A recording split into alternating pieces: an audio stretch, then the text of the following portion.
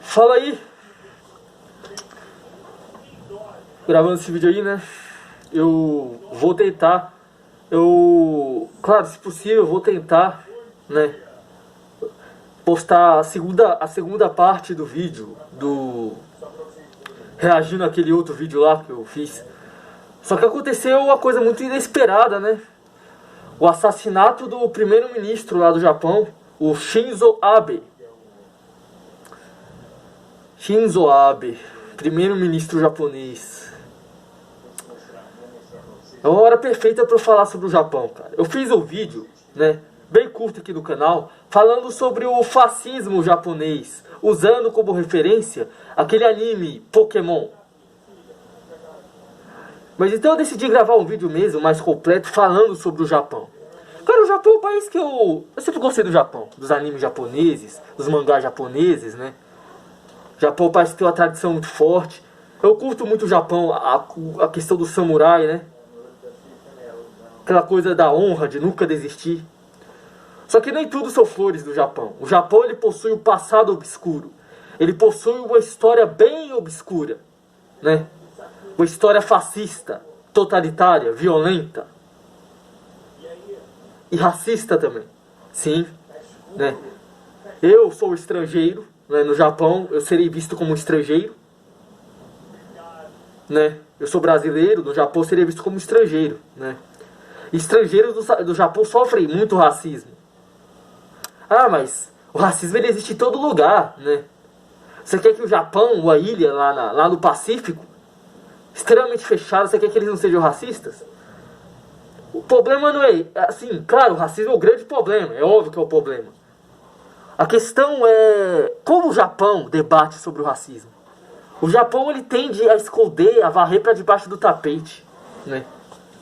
Na verdade, muitos japoneses, eles têm orgulho de serem racistas. Esse fenômeno que acontece no Japão é igual ao que acontece lá na Alemanha. Cara, nada tira da minha cabeça que muitos alemães não se arrependeram dos crimes que eles cometeram na Segunda Guerra Mundial. Muitos deles não se arrependeram não, cara. Muitos. E o nazismo, infelizmente, ainda tá forte lá dentro da Alemanha. Claro, eles não deixam isso vazar, né? Mas, cara, nada me tira da cabeça que eles, né? E a mesma coisa vale pro Japão. O Japão, ele cometeu crimes horríveis. Crimes assim, sabe, de uma monstruosidade incrível, pior do que o demônio. O que os japoneses fizeram na Segunda Guerra Mundial. Né, eles pegavam as katanas, porque o soldado japonês ele lutava com a katana. Eles pegavam as katanas e mandavam crianças, idosos, mulheres, eles não tinham piedade de ninguém. Eles pegavam a katana e mandavam as pessoas sentar em cima. Eles empalavam as pessoas. Tipo espetinho de churrasco. Eles eram cruéis ao extremo, os japoneses. Acho que estavam possuídos pelo demônio, né? Só pode ser isso, cara. Estavam possuídos pelo demônio. Mas enfim, eu já falei sobre o Japão na Segunda Guerra, né? O Japão, lá no período feudal, né? Ele era dominado por senhores feudais. Era uma classe que detinha os recursos, as terras ali do Japão. O Japão era um país atrasado, um país pobre, um país muito desigual. Sim, o Japão já foi um país como o Brasil. O Japão ele não nasceu um país rico, não. O Japão já foi um país extremamente pobre, né? E quando os senhores feudais, os shoguns, dominavam o Japão, você tinha a classe militar dos samurais, que era aquela classe que dava vida pelo seu senhor feudal. Os samurais chegavam em pequenos vilarejos onde tinham pequenos camponeses. Esses camponeses tinham pequenas propriedades onde eles plantavam para eles comerem e eles sobreviverem. Os samurais chegavam nessas regiões a mando dos senhores feudais, que eram os grandes proprietários de terras. E sabe o que eles faziam? Eles faziam um massacre. Eles exterminavam o povo que estava ali. Não tinham piedade de ninguém.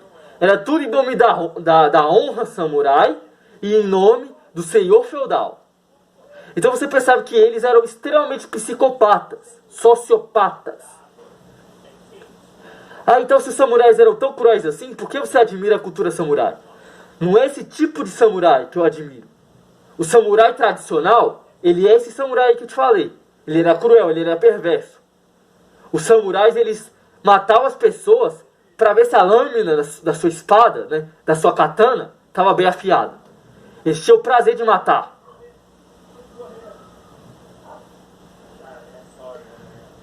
Dentro dessa classe dos samurais, existia os Ronins. Os Ronins. O que é o Ronin? Eu tenho um anime que eu gosto muito, cara. Um anime, um mangá que eu gosto muito, chamado Samurai X. Cara, é um dos meus animes favoritos. Eu adoro esse anime.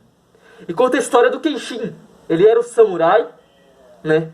Ali do período feudal, do período Tokugawa, que foi uma das eras mais sangrentas da história do Japão, de muita injustiça. Foi uma barbaridade que acontecia no período Tokugawa. E ele era um samurai que matou muito nesse período, pelos senhores feudais. Só que ele vai, passar dos anos, né? Ele vai se transformando numa pessoa melhor. Ele vai abandonando essa vida de samurai. Ele começa a lutar contra esses samurais cruéis, contra esses senhores feudais, pela restauração Meiji. Que foi o período onde o Japão se torna uma potência. Onde o Japão para com essa matança, o Japão se torna um país civilizado. Claro, o racismo ele continua ali, mas o Japão se torna um país civilizado, se torna um país industrializado moderno, né?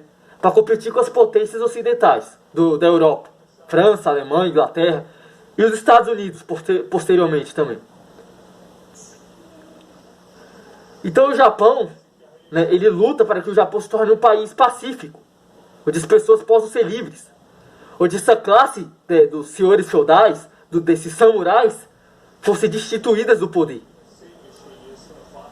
Para o Japão mais justo, mais igual. Aí é a redenção do Kenshin. É muito bom a história, Samurai X, esse anime é muito bom. Quem quiser assistir, assista. Né? Tem 5 filmes também. São dos melhores filmes adaptados dessas obras japonesas. É muito bom, Samurai X. No japonês é Rurouni Kenshin. No Brasil, no ocidente, é Samurai X. Então essa história conta muito o que é o Japão, né? Essa classe dos Ronins, eles eram samurais justos, que não lutavam por nenhum senhor feudal. Eles tinham a sua justiça de proteger os camponeses que sofriam abusos desses samurais. Os Ronins, eles não usavam nenhuma armadura, eles só usavam o kimono.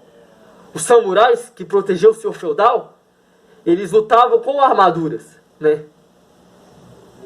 Então a história dos Ronins eram os justiceiros, eram revolucionários que queriam um Japão mais justo, mais igual. É esses samurais que eu admiro. Eles andavam pelo Japão em busca de justiça, contra essa classe de samurais, contra esses senhores feudais. Essas famílias tradicionais, eles saem do poder ali na restauração Meiji. Só que após o fim da Segunda Guerra Mundial, né, o Japão perde a guerra para os Estados Unidos, o Japão é bombardeado, essas famílias voltam ao poder lá no Japão. Eles continuavam infiltrados ali no governo, mantendo a sua doutrina fascista de imperialismo japonês, em nome da honra, né, o extermínio, o genocídio que eles fizeram. E eles voltam ao poder através do capitalismo. O Japão vai se tornar uma grande potência capitalista. Só que nem tudo são flores, cara. Nem tudo são flores. O que acontece é que os Estados Unidos, né, capitalista, corporativista, invade o Japão e faz do Japão a sua colônia. Mas para isso eles têm que cooptar essas famílias, né, essas elites. E essas elites japonesas apoiaram o fascismo japonês. E eles voltam ao poder lá no Japão. A Mitsubishi, a Yamaha, a Toyota, a Kawasaki. Todos eles fazem parte dessas famílias tradicionais. Hoje são grandes marcas japonesas que mandam no mundo, que subjugam o mundo. Junto com as indústrias americanas, é claro. Então esse primeiro-ministro lá do Japão que foi morto, o Shinzo Abe, algumas pessoas falam que ele foi muito bom para os imigrantes. Eu não sei, cara. Ele foi eleito pelo Partido Conservador Japonês, né? Todas as eleições que tem lá no Japão, sempre o Partido Conservador vai ganhar. Por quê? Porque quem apoia o Partido Conservador ultraliberal são os Estados Unidos, a CIA, né? Os americanos detêm o poder ali no Japão para ser sua base contra seu inimigo, que é a China ou a Coreia do Norte.